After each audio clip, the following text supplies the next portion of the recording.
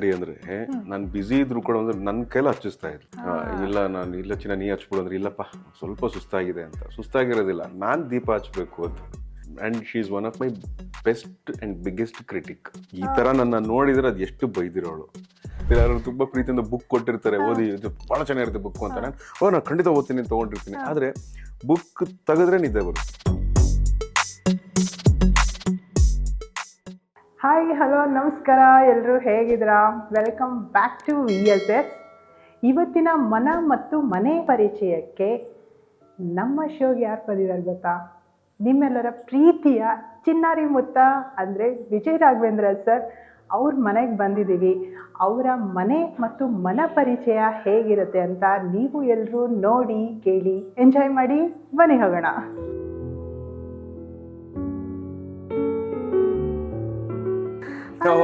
ನಮಸ್ತೆ, ವೆಲ್ಕಮ್. ಚೆನ್ನಾಗಿದ್ದೀನಿ, ನೀವಾಗಿದ್ದೀರಾ? Super sir, welcome to our show VSS. ಮನ ಮತ್ತು ಮನ ಪರಿಚಯಕ್ಕೆ ನಾವು ಕಾಯ್ತಾ ಇದ್ದೀವಿ, ನಮ್ಮ ವೀಕ್ಷಕರು ಕೂಡ ಕಾಯ್ತಾ ಇದ್ದಾರೆ. ನಮಸ್ಕಾರ, thank you very much. Sir, ಹೇಗಿತ್ತು ಸರ್ ಡೇ? ಚೆನ್ನಾಗಿತ್ತು, ಚೆನ್ನಾಗಿ ಶುರುವಾಗಿದೆ ಇವಾಗ. ಈಗ ಬಂದಿದ್ದೀರಾ, ಮನೆ ಮತ್ತು ಮನ ಅಂತ ಹೇಳ್ತಾ ಇದ್ದೀರಾ. ಸೊ ನನಗೆ ಯಾವಾಗಲೂ ಅಷ್ಟೇ, ಮನೆ ಎಷ್ಟು ಮುಖ್ಯ ಆಗುತ್ತೋ ಮನೇಲಿರೋ ಮನಸ್ಸು ಅಷ್ಟು ಮುಖ್ಯ ಆಗುತ್ತೆ ಅನ್ನೋದನ್ನ ಬಹಳ ನಂಬಿರೋನು. ಸೊ ಹಾಗಾಗಿ ಇವತ್ತು ಅದ್ರ ಬಗ್ಗೆ ಮಾತಾಡೋಕೆ ನಿಮ್ಮ ಜೊತೆ ನನಗೆ ಸಮಯ ಸಿಕ್ಕಿದೆ, ಅವಕಾಶ ಸಿಕ್ಕಿದೆ ಅಂತ ಹೇಳಿ ನನಗೆ ಬಹಳ ಖುಷಿ ಆಗುತ್ತೆ. ಇಲ್ಲ ಸರ್, ನಮಗೆ ಆ್ಯಕ್ಚುಲಿ ಯಾಕೆ ಅಂದರೆ ನಿಮ್ಮನ್ನು ನೋಡಿದ್ರೇ ನಮ್ಮ ಮನಸ್ಸಲ್ಲಿ ಒಂದು ಬರೋ ಮಾತೇನಂದರೆ ಫಸ್ಟಿಗೆ ಎಮೋಷನ್ ಪರ್ಸನ್, ಫುಲ್ ಭಾವನೆಗಳಿರುವಂಥ ವ್ಯಕ್ತಿ ಅಂತ ಹೇಳಿ. ಅದಕ್ಕೆ ನಿಮ್ಮ ಮನೆಗೆ ಬರಬೇಕಾದ್ರೆ ನಮ್ಗನ್ಸಿದ್ದು ನಿಮ್ಮ ಮನೇಲಿರೋ ಕೆಲವೊಂದು ಪ್ಲೇಸಸ್ ಅಲ್ಲಿ ನಿಮ್ದು ಒಂದೊಂದು ಎಮೋಷನ್ಸ್ ಇರುತ್ತೆ. ಸೊ ಅದ್ರ ಪರಿಚಯ ನಮಗೆ ತುಂಬಾ ಇಷ್ಟ, ತುಂಬಾ ಕುತೂಹಲ ಅದನ್ನ ತಿಳ್ಕೊಳ್ಳೋಕೆ. ಸೊ ಈಗ ನಿಮ್ಮ ಮನೆಯಲ್ಲಿ ಇರುವಂತ ಇಲ್ಲಿ ಒಂದೊಂದು ಪ್ಲೇಸ್ ಅಲ್ಲಿ ನಿಮ್ಮ ಭಾವನೆಗಳು ಹೇಗೆ ಕನೆಕ್ಟ್ ಆಗಿದೆ ಅಂತ ನಾವು ಪರಿಚಯ ಮಾಡ್ಬೋದು. Definitely, with pleasure. Yes tour start ಮಾಡೋಣ. Yes, okay. ಸೊ ಬರ್ತಿದಂಗೆ ನೀವು ನೋಡ್ತಿರೋದು ಎದುರುಗಡೆ ಕಾಣೋದು ಇದು dining area. Of course dining area ಅನ್ನೋದ್ರ ಬಗ್ಗೆ ನಾನೇನು ವಿಶೇಷವಾಗಿ ಹೇಳ್ಬೇಕಾಗಿಲ್ಲ.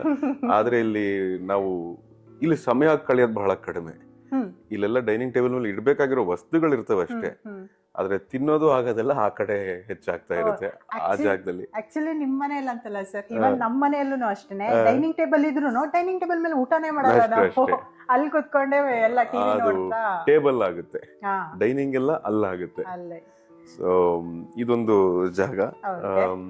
ಅಂಡ್ ಒಂದ್ ಪ್ರಶ್ನೆ, ನೀವೀಗ ಹಾಲಲ್ಲಿ ನಿಂತ್ಕೊಂಡಿರೋದ್ರಿಂದ ನಾನು ಕೇಳ್ತೀನಿ, ನೀವು ಶೂಟಿಂಗ್ ಇಂದ ಮನೆಗ್ ಬರ್ತೀರಲ್ವಾ ಕೆಲಸ ಮುಗಿಸ್ಕೊಂಡು, ಬಂದ ಕೂಡ್ಲೆ ನೀವು ಈ ಮನೇಲಿರೋ ಯಾವ ಪ್ಲೇಸಿಗೆ ಹೋಗಕ್ಕೆ ಇಷ್ಟಪಡ್ತೀರಾ? ಲೈಕ್ ದೇವ್ರ ಮನೆಗೆ, ಇಲ್ಲ ಅಡುಗೆ ಮನೆಗೆ, ಇಲ್ಲ ರೂಮ್ಗೆ, ಇಲ್ಲ ಅಂದ್ರೆ ನಂತರ ಹಾಲಲ್ಲೇ ಸ್ವಲ್ಪ ಹೊತ್ತು ರಿಲ್ಯಾಕ್ಸ್ ಮಾಡೋಣ ಅಂತ? ಇಲ್ಲ, ನಾನು ಬರ್ತಿದ್ದಂಗೆ ನನ್ನ ರೂಮ್ ಹೊಟ್ಟೋಗ್ತೀನಿ. ಬರ್ತಿದ್ದಂಗೆ ರೂಮ್ ಹೊಟ್ಟೋಗ್ತೀನಿ, ಏನೇನು ಇಡ್ಬೇಕು. ಯಾಕಂದ್ರೆ ನನಗೆ ಈ ಬಂದ ತಕ್ಷಣ ಈ ಹರಡೋದು, ಎಲ್ಲೋ ಹಾಕ್ಬಿಟ್ಟು ಹೋಗೋದು ಅದನ್ನ ನನಗೆ ಸುಮಾರು ವರ್ಷಗಳಿಂದ ಆ ಥರ ಇಲ್ಲ. ಸೊ ಬರ್ತಿದ್ದಂಗೆನೆ ಸೂಟ್ ಕೇಸ್ ಆಗಲಿ ಮತ್ತೊಂದಾಗಲಿ ಅಲ್ಲಿ ಇಟ್ಬಿಟ್ಟು ಬಟ್ಟೆ ಒಗೆಯಕ್ಕಾಗಿರೋ ಬಟ್ಟೆ ತೆಗೆದು ಒಗೆಯಕ್ಕೆ ಹಾಕ್ಬಿಟ್ಟು ಆಮೇಲೆ ನಾನು ರೂಮ್ಗೆ ಹೋಗಿ ಕೂತ್ಕೋತೀನಿ. ಆದರೆ ಒಳಗೆ ಎಂಟ್ರಾದ ತಕ್ಷಣ ಒಂದ್ಸಲ ಹೋಗಿ ಮಾತಾಡ್ಸಾದ್ಮೇಲೆ ಒಳಗೆ ಹೋಗಿ ಒಂದು 10 ನಿಮಿಷ ರೆಸ್ಟ್ ಮಾಡ್ಬೇಕು ನಾನು. ಆಮೇಲೆ ಬಂದು ಹಾಲಲ್ಲಿ ಕೂತ್ಕೋತೀನಿ. ಹಾಲಲ್ಲಿ ನನ್ನ ವೀಕೆಂಡ್ ಆಗಲಿ ಅಥವಾ ಶೂಟಿಂಗ್ ಇಲ್ದೇ ಇರೋ ಸಂದರ್ಭ ಆಗಲಿ, ಈ ಎಲ್ಲ ಟೈಮಲ್ಲೂ ನಾನು ಇಲ್ಲೇ ಕೂತಿರ್ತೀನಿ, ಇದೇ ಜಾಗ, ಈ ಮೂಲೆ. ಅದಕ್ಕೆ ನನ್ನ ಬೆನ್ನು ಮಾರ್ಕೆ ಆಗ್ಬಿಟ್ಟಿದೆ ಇಲ್ಲಿ ಮೋಸ್ಟ್ಲಿ ಮೂಲೆಯಲ್ಲಿ. ಸೊ ಅಲ್ಲಿ ನಾನು ಊಟ ತರಿಸ್ಕೋತೀನಿ, ದೊಡ್ಡ ಬಟ್ಲು ಐಸ್ ಕ್ರೀಮ್ ತರಿಸಿಟ್ಕೊಂಡಿರ್ತೀನಿ. ಟಿವಿ ಹಾಕ್ಬಿಟ್ರೆ ಕರೆಕ್ಟ್ ಅಲ್ವಾ? ಐಸ್ ಕ್ರೀಮ್, ಹಾ, ನೆಮ್ಮದಿ ಅಂದ್ರೆ ಅದು. ಸರ್, ಈ ಬ್ಲಾಗ್ ಅಲ್ಲಿ ತುಂಬಾ ಥಿಂಗ್ಸ್ ಇದೆ, ಎಲ್ಲಿಂದ ಶುರು ಮಾಡ್ಬೇಕು ಅಂತ ಹೇಳಿ ನಂಗೆ ಫಸ್ಟ್ ಕಂಡು ಹೋಗಿದ್ದು ಪೊಲೀಸ್ ಟೋಪಿ ಮೇಲೆ. ಅದು ನಮ್ಮ ಮಾವ ಅವರು ಪೊಲೀಸ್ ಟೋಪಿ. ಅದು ನನ್ನ ಮಗ ಚಿಕ್ಕ ವಯಸ್ಸಲ್ಲಿ ಅವ್ರ ಮನೆಗೆ ಹೋಗ್ತಾ ಬರ್ತಾ ಇರ್ಬೇಕಾದ್ರೆ ಅದು ಬೇಕು ಅಂತ ತುಂಬಾ ಹಠ ಮಾಡಿದೆ. ಆಯ್ತು ಅದನ್ನ ಇಟ್ಕೋ ಅಂತ ಅವನಿಗೆ ಕೊಟ್ಬಿಟ್ರು. ಯಾಕಂದ್ರೆ ಅದು ಇಟ್ಕೊಂಡು ಬಹಳ ಚಿಕ್ಕ ವಯಸ್ಸಲ್ಲಿ ನಾನು ಪೊಲೀಸ್ ಹಂಗೆ ಹಿಂಗೆ ತಮಾಷೆ ಮಾಡೋದು ಇವೆಲ್ಲ ಮಾಡ್ತಾ ಇದ್ದಾಗ ಕೊಟ್ಟಿರೋದನ್ನ. ಇದು ಬಹಳ ರೀಸೆಂಟ್ ಆಗಿ ಯಾವುದೋ ಒಂದು ಮದುವೆ ಟೈಮಲ್ಲಿ ನನ್ನ ಹೆಂಡತಿಗೆ ನನ್ನ ಫ್ರೆಂಡ್ ತೆಗ್ದಿರೋ ಫೋಟೋ ಅದು. ಸೊ ಅವಳು ಯಾವಾಗಲೂ ಅಷ್ಟೇ, ಅಂದರೆ ತುಂಬಾ ರೆಡಿ ಆಗಬೇಕು ಅಂತ ಇಷ್ಟಪಡಲ್ಲ, ಬಹಳ ಮಿನಿಮಲ್ ಆಗಿ. ಆಮೇಲೆ ಸ್ವಲ್ಪ ತೂಕ ಕಡಿಮೆ ಮಾಡಿದ್ಲು. ಆಮೇಲೆ ಅವಳು ಗೊತ್ತಿತ್ತು ಈ ತರ ತೂಕ ಕಡಿಮೆ ಮಾಡಿದಾಗ ಈ ತರ ಈ ಸೀರೆ ಹಾಕೋಬೇಕು ಅಂತ. ಆಮೇಲೆ ಅವಳು ಹಳೇ ಸೀರೆಗಳು ಉಟ್ಕೊಳಕ್ ಬಹಳ ಇಷ್ಟ. ಸೊ ಆತರ ಇದ್ದಾಗ ಅದೇನೋ ಬಹಳ ಒಳ್ಳೆ ಮೂಡಲ್ಲಿ ಇದ್ಲು. ಸೊ ಅದನ್ನೊಂದು ಫೋಟೋ ನೋಡಿದ ತಕ್ಷಣ ಒಂದು ಫೋಟೋ ತೆಗಿತೀನಿ ಕಣೆ ಸ್ಪಂದನ ನಿಂದು ಅಂತ, ತೆಗಿಯೋ ಅಂತ ನಿಂತ್ಕೊಂಡ್ಲು. ನೀವು ತೆಗ್ದಿರೋ ಫೋಟೋ? ನಾನ್ ತೆಗ್ದಿರೋದಲ್ಲಪ್ಪ, ನಾನ್ ತೆಗ್ದಿರೋ ಫೋಟೋ ಇಷ್ಟ ಆಗ್ತಿರಲ್ಲ ಅವಳಿಗೆ. ಅಂದ್ರೆ ನೀವು ಚೆನ್ನಾಗಿ ತೆಗ್ದಿಲ್ಲ, ಇಲ್ಲ ಇದು ಚೆನ್ನಾಗಿಲ್ಲ ಅಂತ. ಇನ್ನ ನನ್ಗೆ ಗೊತ್ತಿಲ್ಲ ಅಂತ ನನ್ನ ಫ್ರೆಂಡ್ಸ್ ಒಬ್ಬ ಫೋಟೋ ತೆಗಿನ್, ಬಹಳ ಚೆನ್ನಾಗಿ ಫೋಟೋ ತೆಗಿತಾನೆ ಚೇತನ್ ಅಂತ, ಅವಳ ಫ್ರೆಂಡ್. ಅವನಿಗೆ ಹೇಳಿ ಫೋಟೋ ತೆಗ್ಸೋಳು. ಯಾಕಂದ್ರೆ ನಾನು ತೆಗಿಯಪ್ಪ ಅಂತ ಬಿಟ್ಬಿಡ್ತಿದ್ದೆ, ಯಾಕಂದ್ರೆ ಚೆನ್ನಾಗಿ ಬಂದ್ರೆ ಅವ್ನ್ ತಾನೇ ಉಗಿಸ್ಕೊಳ್ಳೋದು, ನಮ್ಗೆ ಏನಾಗ್ತಿರ್ಲಿಲ್ಲ ಅಂತ. ಸೊ ಚೆನ್ನಾಗಿ ಫೋಟೋ ತೆಗೆಸ್ಕೊಳ್ಳೋದು ಬಹಳ ರೇರು. ಚಂದಾನು ಇದ್ರು ಸರ್ ಅಲ್ವಾ? ಲಕ್ಷಣ ನೋಡಿ, ಅದು ನೀಟಾಗಿ ರೆಡಿ ಆಗಿ. ಕರೆಕ್ಟ್. ಅಂಡ್ ಅದು ನೀವು 3 ಜನ ಇರೋದು? ಇದು ತುಳುಕೂಟ ಕತಾರ್ ಅಂತ. ಕತಾರಲ್ಲಿ ನನ್ನ ಫ್ರೆಂಡ್ ಒಬ್ಬ ಇದ್ದ. ನನ್ನ ಫ್ರೆಂಡ್ ಅಂದ್ರೆ ಅವಳ ಫ್ರೆಂಡ್ ಸಂದೇಶ್ ಅಂತ ಇದ್ದಾನೆ, ಅವಳು ಕಾಲೇಜ್ ಮೇಟ್. ಆತ ಕತಾರಲ್ಲಿ ಸೆಟ್ಲ್ ಆಗಿದ್ದಾನೆ. ಸೊ ಅಲ್ಲಿ ರೀಸೆಂಟ್ ಆಗಿ ನನ್ನ ಕರೆದು and he wanted to remember her. So ಆತ ಕತಾರ್ಗೆ ಹೋದಾಗ್ಲೂ ಕೂಡ ಮಾತಾಡ್ಕೊಂಡು ಸ್ವಲ್ಪ ನಕ್ಕದ್ವಿ, ಸ್ವಲ್ಪ ಅತ್ತ ಅವನು. ಆಮೇಲೆ ನಾನು ಅವನಿಗೆ ಸಮಾಧಾನ ಮಾಡಿದೆ. ಆಮೇಲೆ ಮಾರನೇ ದಿನ ಫಂಕ್ಷನ್ ಇತ್ತು, ಅದು ನನಗೆ ಕೊಟ್ಟು ಕಳಿಸ್ದ. ಸೊ ಫ್ರೆಂಡ್ಸ್ಗೆಲ್ಲ ಅಂದ್ರೆ ಅವಳೊಂಥರ she is like everything for her friends. ಫ್ರೆಂಡ್ಸ್ಗೆ ಅಂದ್ರೆ ಇನ್ನೊಬ್ರು ನನ್ನ ಫ್ರೆಂಡ್ ಒಬ್ರು ಇದ್ದಾರೆ ಪ್ರಿಯಾ ಅಂತ, ಅವಳಿಗೆ ಅಮ್ಮನೇ ಅವಳು. ಇನ್ಫ್ಯಾಕ್ಟ್ ಕೋವಿಡ್ ಟೈಮಲ್ಲಿ ಅವಳ ಒಂದು ಡೆಲಿವರಿ ಆಯ್ತು, ಮಗು ಡೆಲಿವರಿ ಆಯ್ತು. ಅವಾಗ ಅವಳಿಗೆ ಕೋವಿಡ್ ಇತ್ತು, ಅವಳ ಗಂಡಂಗೆ ಕೋವಿಡ್ ಇತ್ತು. ಬಟ್ ಅವ್ರ ತಾಯಿಗೆ ಸ್ವಲ್ಪ ಹುಷಾರಿಲ್ಲ, ಅವ್ರು ಬರಕ್ಕಾಗಲ್ಲ ಅಂತ ಹೇಳಿದ್ರು. ಇವಳಿಗೆ ಆಮೇಲೆ ಅವಳಿಗೆ ಹೆಂಗೆ ಹೇಳ್ಬೇಕು ಗೊತ್ತಾಗ್ಲಿಲ್ಲ. ಇವಳು ಫೋನ್ ಮಾಡಿ ಏನಾಗ್ತಿದೆ ಹೇಳಿ, ಏನಾರು ಟೆನ್ಷನ್ ಅಂತ ಕೇಳಿದೆ. ಅವಳು ಏನು ಹೇಳಲಿಲ್ಲ, ಏನು ಮಾತಾಡ್ಲಿಲ್ಲಮ್ಮ. ಸೀದಾ ಗಾಡಿ ತೆಗೀರಿ ಜಕ್ಕೂರಿಂದ. ನಾನು ನನ್ನ ಮಗ ಬಂದು ಇವಳು ಬಟ್ಟೆ ಪ್ಯಾಕ್ ಮಾಡ್ಕೊಂಡು ಬಂದು ಪ್ರಿಯಾಗ್ ನಡಿಗೆ ಹೋಗೋಣ ಅಂತ. ಇವಳು ಹಾಸ್ಪಿಟಲ್ ಇದ್ದು ಏನು ಹೆದರ್ಕೊಳ್ಳೇ ಇಲ್ಲ, ಕೋವಿಡ್ ಕೊರೋನಾ ಏನು ಹೆದರ್ಕೊಳ್ಳಿಲ್ಲ. ಬನ್ನಿ ಪ್ರಿಯಾ ಅಂತ ಬಂದು ಅವಳನ್ನ ಕರ್ಕೊಂಡೋಗಿ ಹಾಸ್ಪಿಟ್ಲಲ್ಲಿ ಡೆಲಿವರಿ ಮಾಡಿಸಿ ಆ ಮಗುನ ಫಸ್ಟ್ ಇವಳ ಕೈಯಲ್ಲಿ ಹಿಡ್ಕೊಂಡು, ಅವಳಿಗೆ ಸ್ಪಂದನ ಅಂದರೆ ಮೋರ್ ದೆನ್ ಹರ್ ಮದರ್ ಅವಳಿಗೆ. ಸೊ ಅವಳಿಗೆ ಮೇಕಪ್ ಅವಳೇ ಜಾಸ್ತಿ ಮಾಡ್ತಾ ಇದೆ. She is a makeup artist. ಹೌದಾ? ನೈಸ್. ಈ ಮಾತುಗಳಲ್ಲೇ ನನ್ಗೆ ಗೊತ್ತಾಗ್ತಾ ಇರೋದೇನಂದ್ರೆ, ಅವರು ಯಾಕೆ ಎಲ್ಲದಕ್ಕೊಂದು ಶಕ್ತಿ ಅಂದ್ರೆ ಆ ಒಂದು ಜೋಶು ಮುನ್ನುಗ್ಗೋದಿದೆಲ್ಲ. ಬನ್ನಿ ಅದೇನಾಗದ್ ನೋಡೇ ಬಿಡ್ತೀನಿ. ಅವಳು ಯಾರನ್ನ ನನ್ನೋರು ಅಂತ ಅನ್ಕೊಂಡಿದ್ದಳು, ಅವ್ರಿಗೊಂಚೂರು ಪ್ರಾಬ್ಲಮ್ ಆದ್ರೆ ಸಹಿಸ್ತಿರ್ಲಿಲ್ಲ. ಈ ಕೋವಿಡ್ ಟೈಮಲ್ಲಿ ನಾನ್ ಸ್ಟಾಪ್ ಫೋನಲ್ಲಿ ಇರೋಳು, ನಾನ್ ಸ್ಟಾಪ್ ಬೆಡ್ ಹೇಳೋದು, ಆಕ್ಸಿಜನ್ ಹೇಳೋದು, ಇನ್ನೊಬ್ರಿಗೆ ಯಾರು ಟ್ರೀಟ್ಮೆಂಟ್ ಹೇಳೋದು, ಸರ್ಟಿಫಿಕೇಟು, ಟೆಸ್ಟ್ಗಳು. ಅಯ್ಯೋ ಇವು ಯಾವ್ದಾರು NGO ಸ್ಟಾರ್ಟ್ ಮಾಡ್ಕೊಂಡ್ಬಿಟ್ಟಿದ್ರು ಅಂತ ಅನ್ಕೊಂಡ್ಬಿಟ್ಟಿದ್ದೆ ನಾನು. ಅಂಡ್ ಅದನ್ನ ಅಷ್ಟು ಸೀರಿಯಸ್ ಆಗಿ ಮಾಡೋದು, ಸುಮ್ಮನೆ ಕಾಟಾಚಾರಕ್ಕೆ ಮಾಡೋದಲ್ಲ, ಆ ಕೆಲಸ ಮುಗಿಬೇಕು. ಸೀರಿಯಸ್ಲಿ ಅಂದ್ರೆ ಒಂದು ಪರ್ಸನಾಲಿಟಿ ನೋಡಿ ಹೇಗಿದೆ, ಜಾಸ್ತಿ ಮಾತಾಡಲ್ಲ. ಅದಕ್ಕೆ ಹೇಳ್ತಾ ನೋಡಿ, ಮಾತು ಬೆಳ್ಳಿ ಮೌನ ಬಂಗಾರ. ನನಗೆ ಅವ್ರು ಹಂಗೆ ಇದ್ರು. ಅಂಡ್ ಅಂತ ಬಂಗಾರದಂತ ಕೆಲ್ಸಗಳನ್ನೇ ಮಾಡ್ತಾ ಇದ್ರು ಅವರೆಲ್ಲ, complete A to Z. Yes. And ಅದು ಡಾನ್ಸಿಂಗ್ ಚಾಂಪಿಯನ್ ಅಂತ ಒಂದು ಶೋ ಮಾಡಿದ್ವಿ. ಅದರಲ್ಲಿ ಗೊತ್ತಲ್ಲ, ಅವ್ರು ಡಾನ್ಸ್ ಮಾಡ್ತಿರ್ತಾರೆ, ನಾವ್ ಈ ಕಡೆ ನಮ್ದೇನೋ ಒಂದು ತಮಾಷೆ ನಡೀತಾ ಇರುತ್ತೆ. ಯಾಕಂದ್ರೆ ಯಾವ್ದೇ ಕಾರಣಕ್ಕೂ ಸೀರಿಯಸ್ ಆಗಿ ಇರ್ತಿರ್ಲಿಲ್ಲ ನಾವು, ಪಾರ್ಟಿಸಿಪೆಂಟ್ಸ್ ಅಫೆಕ್ಟ್ ಆಗ್ಬಿಡುತ್ತೆ ಅಂತ. ಸೊ ನಾನು ಇದಕ್ಕೆ ಕೊತ್ತಿ ತರ ರಿಯಾಕ್ಟ್ ಮಾಡೋದು, ತಮಾಷೆ ಮಾಡೋದು, ಈ ಎಳೆ ಹುಡುಗರ ತರ ಆಡೋದು ಅವೆಲ್ಲ ಮಾಡ್ತಾ ಇದ್ದೆ. ಅದೆಲ್ಲ ಒಂದಿನ ಸಪ್ರೇಟ್ ಶಾರ್ಟ್ಸ್ ತಕೊಂಡು ಅದ್ರದ್ದೇ ಒಂದು AV ಮಾಡಿದ್ರು ಗ್ರ್ಯಾಂಡ್ ಫಿನಾಲೆ ಮಾಡಿದಾಗ. ಅವಾಗ ಇದೊಂದು ಕೊಟ್ಟರು, ರಿಯಾಕ್ಷನ್ ಕಿಂಗ್ ಇವನು ಅಂತ. ಅಂಡ್ ರಾಯರ್ ಮೂವ್ಮೆಂಟ್ ಇದು ಯಾವ್ದಾದ್ರು ಫಂಕ್ಷನ್ ಹೋದಾಗ ನನಗೆ ರಾಯರು ಬರ್ತಾರೆ, ಹೇಗಾದ್ರೆ ಪ್ರಾಪ್ತಿ ಆಗ್ತಾರೆ ನನಗೆ. ದರ್ಶನ ಮಾಡಿದಾಗಲಿ, ಅದೊಂದು ಫೋಟೋ ಆಗಲಿ, ಎಲ್ಲಾರು ಒಂದ್ ಕಡೆ. ಆಮೇಲೆ ಎಲ್ಲ ಹಾಡಂತೂ ಹಾಡ್ಕೋತಾ ಇರ್ತೀನಿ. ಸೊ ಹಾಗಾಗಿ ಇದೊಂದು ನಾನು ಆಕ್ಚುಲಿ ಕೊಟ್ಟಾಗ ನನಗೆ ಇದು ಇಷ್ಟು ಭಾರ ಇರುತ್ತೆ ಅಂತ ಅನ್ಕೊಂಡಿರ್ಲಿಲ್ಲ. ಆದ್ರೆ ಆಕ್ಚುಲಿ ಹೆವಿ ಇದೆ, ಇದು ತುಂಬಾ ಹೆವಿ ಇದೆ. ಸೊ ಅದನ್ನ ಜೋಪಾನ ಒಂದ್ ಕಡೆ ಇಟ್ಬಿಡೋಣ. ಚಂದ ಇದೆ ಸರ್. ಅಂಡ್ ಫುಲ್ ಈ ಬ್ಲಾಕ್ ನೋಡಿದಾಗ್ಲೇನೆ ಅಪ್ಪು ಸರ್ ಇದಾರೆ, ಎಲ್ಲ ಮಿಕ್ಸ್ ಇದೆ, ಕಂಪ್ಲೀಟ್ ಫುಲ್ ಕನ್ಸಾಲಿಡೇಟೆಡ್ ಜಾಗ ಇದು. ಅಂದ್ರೆ ತುಂಬಾ ಈ ಮೊಮೆಂಟೋಸು ಇದನ್ನ ಸಿಗ್ತಾ ಇರುತ್ತಲ್ಲ, ಅದೆಲ್ಲ ಇಟ್ಕೊಳಕ್ ಜಾಗ ಆಗೋದಿಲ್ಲ. ಆಮೇಲೆ ಅವರೆಲ್ಲ ಪ್ರೀತಿಯಿಂದ ಕೊಟ್ಟಿರ್ತಾರೆ, ಅದನ್ನ ಸುಮ್ನೆ ಹಾಗೆ ಬಿಸಾಕಕ್ಕೂ ಆಗಲ್ಲ. ಕರೆಕ್ಟ್ ಒಂದ್ ಕಡೆ ಸ್ಟೋರ್ ಮಾಡಿ ಇಲ್ಲಿ ಯಾವ್ದು ಇಡಬೇಕು ಅದನ್ನ ಇಟ್ಕೊಂಡಿದ್ದೀನಿ. Correct sir. ಅಂಡ್ ತುಂಬಾ ಚಂದ ಇದೆ. ಅಪ್ಪು ಸರ್ ಇವ್ರು ಇಬ್ರು ನಗ್ತಾ ಇದಾರೆ. ಅಪ್ಪು ಸರ್ ಅವರು ಸೇರ್ಕೊಂಡ್ಬಿಟ್ರೆ ನಮ್ಮನ್ನ ರೇಕ್ಸ್ ಹಾಕ್ಬಿಡೋರು. ಹೌದಾ? ಆತರ. Okay sir. ಹಾಡ್ತೀರಾ ಅಂಡ್ ಆಕ್ಟ್ ಕೂಡ ಮಾಡ್ತೀರಾ, ಹೋಸ್ಟ್ ಮಾಡಿದ್ದೀರಾ, ಅಂಡ್ ಈಗ ರೀಸೆಂಟ್ಲಿ ನಿಮ್ದು ಯೂಟ್ಯೂಬ್ ಚಾನಲ್ ಕೂಡ ಓಪನ್ ಆಗಿದೆ, ಪಾಡ್ಕಾಸ್ಟ್, ಅಲ್ಲೂ ಕೂಡ ಪಾಡ್ಕಾಸ್ಟ್ ಮಾಡ್ತಾ ಇದ್ದೀರಾ.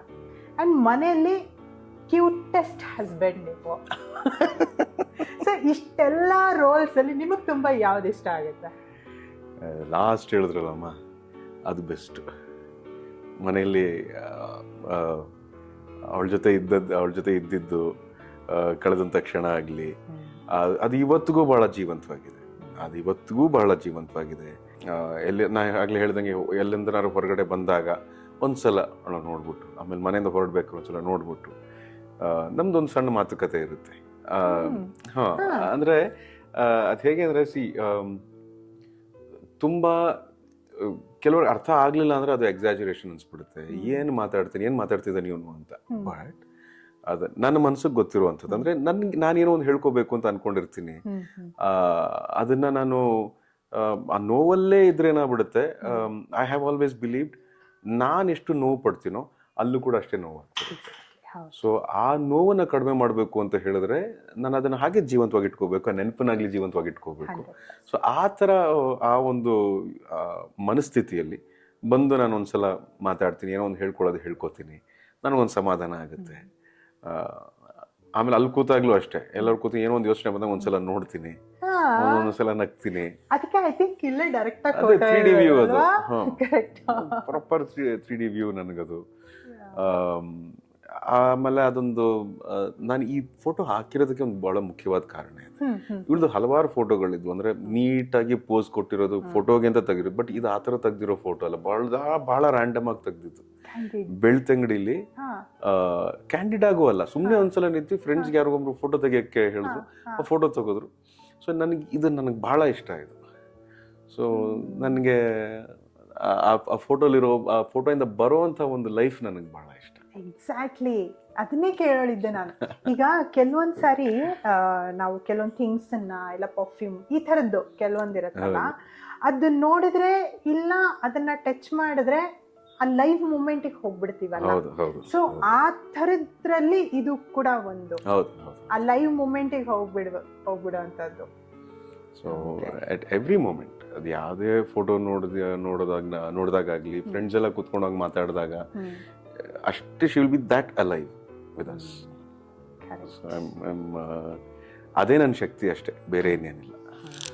ಈಗ ಸ್ಪಂದನಾ ಅವರಿಗೆ ಇಷ್ಟ ಆಗಿರುವಂತ ಕೆಲವೊಂದು ಥಿಂಗ್ಸ್ ಅಲ್ಲಿ ಇವತ್ತಿಗೂ ನೀವು ಅದನ್ನ ರೆಗ್ಯುಲರ್ ಆಗಿ ಮಾಡ್ಕೊಂಡು ಬಂದಿರೋಂತ ಯಾವ ಥಿಂಗ್ ಇದೆ ಸರ್? ಒಂದು ಪೂಜೆ, ಪ್ರತಿ ಮಂಗಳವಾರ ಪ್ರತಿ ಶುಕ್ರವಾರ ದೀಪ ಹಚ್ಬೇಕು.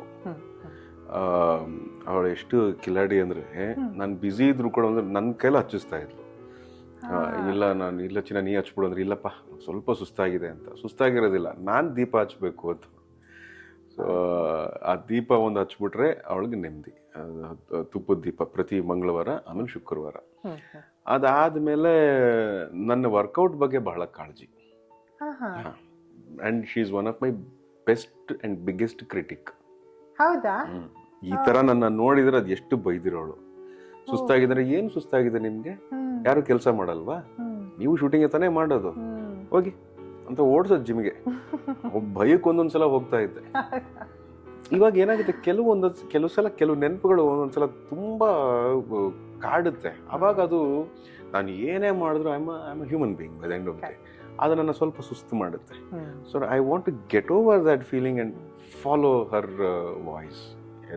ಹೋಗಿ ಕಳಿಸ್ತಾ ಇಲ್ಲ ಜಿಮ್ಗೆ, ಆ ಥರ ಮಾಡಬೇಕು ಅಂತ ಆಸೆ. ಅದಕ್ಕೆ ಇವಾಗ ಸಮಯ ಬಂದಿದೆ. ಮಾಡಿ ಸರ್. ಅಂಡ್ ಇದನ್ನ ಹೇಳಿದಾಗ ನಂಗೆ ಒಂದು ತಲೆಯಲ್ಲಿ ಬಂತು, ಇವ್ರು ಓನ್ಲಿ ನಿಮ್ ವೈಫ್ ಆಗಿರ್ಲಿಲ್ಲ ಅನ್ಸುತ್ತೆ, ಎಲ್ಲ ಒಂದ್ ಕಡೆ ನಿಮ್ ಮದರ್ ಕೂಡ. ಓ ಎಸ್ ನಾ ಹೇಳಿದ, ನಾನೊಂದು ಭ್ರಮೇಲಿದ್ದೆ, ನಾನು ಅವಳಿಗೆ ಪೇರೆಂಟಿಂಗ್ ಮಾಡ್ತಿದ್ದೀನಿ, ನಾನು ಪ್ರೊಟೆಕ್ಟ್ ಮಾಡ್ತಿದ್ದೀನಿ ಅಂತ. ಇಲ್ಲ, actually she was the one who was protecting. ನನಗೆ ಆ ವಾಯ್ಸ್ ಕೇಳಿದ್ರೆ ನನಗೊಂದು ಧೈರ್ಯ ಬರೋದು. ಏನೇ ಸುಸ್ತಾದ್ರು ಏನು ಮಾಡಿದ್ರು ಅಯ್ಯೋ ಟಕ್ ಅಂತ ಅಲರ್ಟ್ ಆಗ್ಬಿಡ್ತಿದ್ದೆ. ಇಲ್ಲ ಇವಾಗೇನು ಪ್ರಾಬ್ಲಮ್ ಇಲ್ಲ, ಎಲ್ಲ ಸರಿ ಇದೆ ಅಂತ.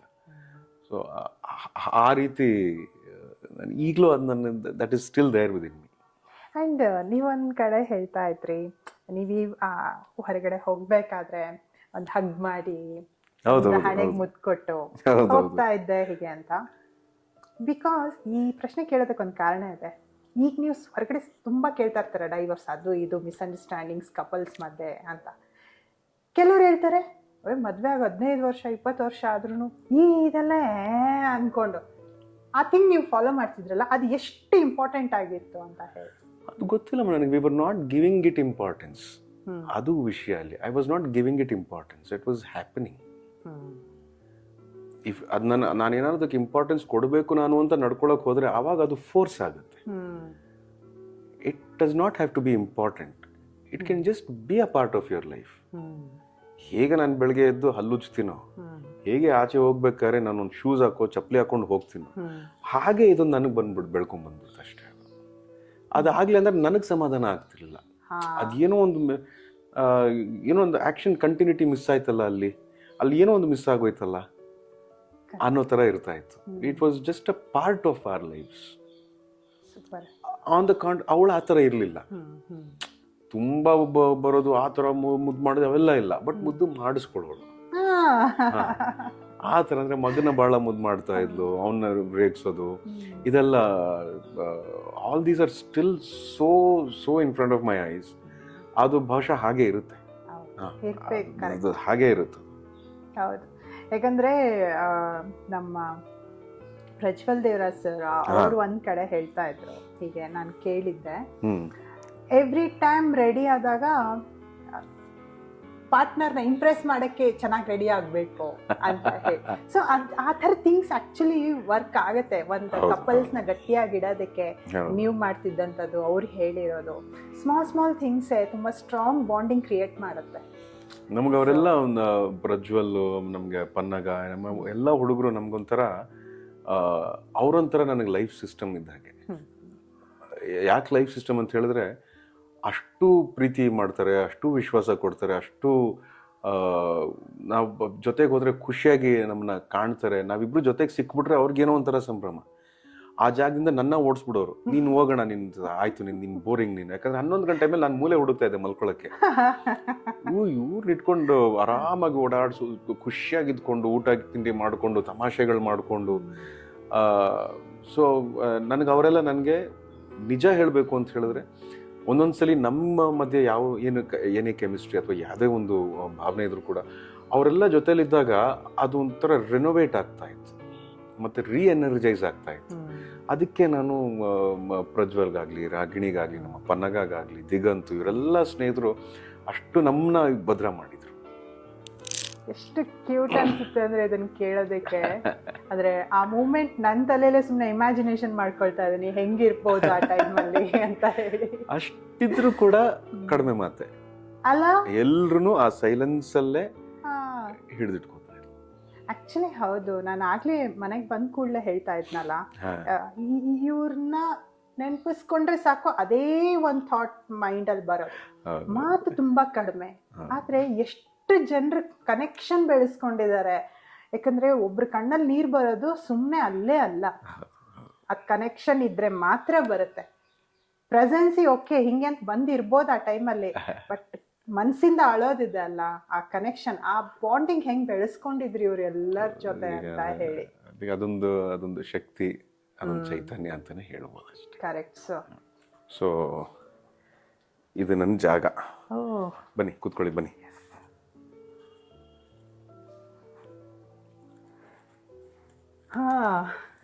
ಇದೇ ನನ್ನ ಜಾಗ ನಮ್ಮ. ಸೊ ಇಲ್ಲಿ ಕೂತ್ಕೊಂಡ್ಬಿಟ್ರೆ ನಾನೇ ರಾಜ. ಅಫ್ಕೋರ್ಸ್ ನೀವೇ ರಾಜ ಸರ್. ಅಲ್ಲ, ಇಲ್ಲಿ ಕೂತ್ಕೊಂಡು ಅದಿಲ್ಲಿ ಟಿವಿ ನೋಡ್ಕೊಂಡು, ಇದೊಂಥರ ಹೆಂಗೆ ಅಂದ್ರೆ 3D ವ್ಯೂ ನನಗೆ. ಇದು ಎಲ್ಲ ಮನೇಲಿ ಏನ್ ನಡೆದು ಎಲ್ಲಾ ತರ ನನಗೆ ಅದರ ಒಂದು ಗಮನ ಇರುತ್ತೆ. ಯಾಕಂದ್ರೆ ನನ್ ಮಗ ಒಳಗಿರ್ತಾನೆ, ಅವನು ಆಚೆ ಬರ್ತಾನೆ. ಈಗ ನನ್ನ ರೂಮಲ್ಲೇ ಒಂದೊಂದ್ಸಲ ನನ್ನ ರೂಮ್ಗೆ ಹೋಗಿ ರೆಸ್ಟ್ ಮಾಡ್ತಾನೆ, ಅಥವಾ ನನ್ನ ಜೊತೆ ಇಲ್ಲೇ ಕೂತ್ಕೋತಾನೆ. ಸೆಂಟರ್ ಆಫ್ ಆಪರೇಷನ್ಸ್ ಅಂತ ಹೇಳ್ತಾರಲ್ಲ, ಹಂಗೆ ಇಲ್ಲೇ ಕೂತ್ಕೊಂಡು ಸ್ವಿಗ್ಗಿ, ಝೊಮ್ಯಾಟೊ, ಬೇರೆ ಇನ್ನೇನು ಫೋನ್ ಕಾಲ್ಗಳು ಒಂದು 2 ಹೆಜ್ಜೆ ಇಲ್ಲಿಟ್ರೆ ಆಚೆ ಬಾಲ್ಕನಿಗೆ ಹೋಗ್ತೀನಿ. ಕರೆಕ್ಟ್. ಅಲ್ಲಿ ಬಾಲ್ಕನಿಲಿ ಒಂದು ಚೇರ್ ಇಟ್ಟಿದ್ದೀನಿ, ಅಲ್ಲಿ ಕೂತ್ಕೊಂಡ್ಬಿಟ್ರೆ ಸಂಜೆ ಆದ್ರೆ ಇಲ್ಲಿ ಎಷ್ಟೇ ಶೆಕೆ ಇದ್ರು ಕೂಡ ಒಂದು 4:30-5 ಗಂಟೆ ಮೇಲೆ ಸ್ವಲ್ಪ ಗಾಳಿ ಬೀಸ್ತಾ ಇರುತ್ತೆ. Correct. This is my space. ಮೇಲೆ ಬೇರೆ ಇದೆ ಅಲ್ಲ, ಸೊ ಹಂಗಾಗಿ ಒಳ್ಳೆ ಗಾಳಿ ಇದೆಲ್ಲ, ಗಾಳಿ ಚೆನ್ನಾಗಿರುತ್ತೆ, ಸೊಳ್ಳೆ ಸ್ವಲ್ಪ ಕಡಿಮೆ ಇರುತ್ತೆ. ಹೌದು, ಆಕ್ಚುಲಿ ಮೇನ್ ಪಾಯಿಂಟ್ ಅದು.